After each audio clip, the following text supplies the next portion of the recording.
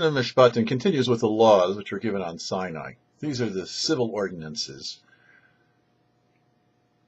The idea of the mitzvahs, which there are many mentioned in this week's portion, are an expression of the first commandment. Anochi Hashem Elokecha, asher hotzeisecha me'eretz Mitzrayim. I am the Lord your God, who took you out of Egypt.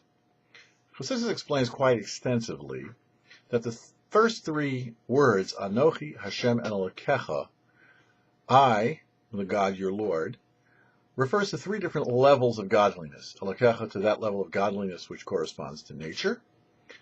Hashem, to that level of godliness which is beyond nature.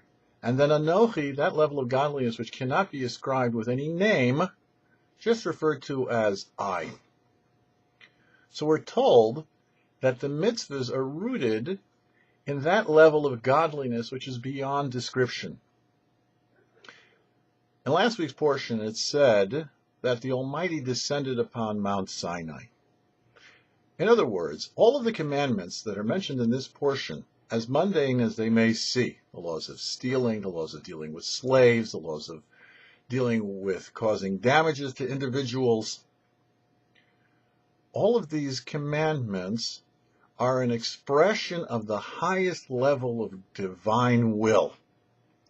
And Hashem came down to give them to us. An example is given of a father that lowers himself down to the level of a small child and puts his hands underneath the child to pick the child up and able to give it a hug face to face. The commandments were given to us, as you might say, a supernal hug.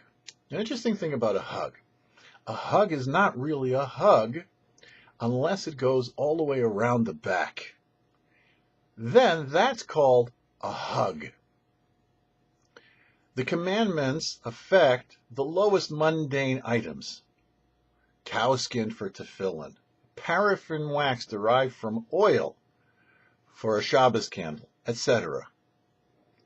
Because godliness, in order to elevate the Jewish people, and indeed the entire world, has to be manifest in even the lowest forms, inanimate objects. This then causes us to have this wonderful relationship. So indeed it is, as Rabbi Hanani ben Akashya says in the Mishnah, that the Almighty wanted to give the Jewish people many merits, and therefore gave us lots of mitzvahs to do, because He loves us and wants to have a relationship with us. And indeed, the relationship that we have with the Almighty is a relationship that we make with the Almighty. For the YouParsha, I'm Herschel Finman.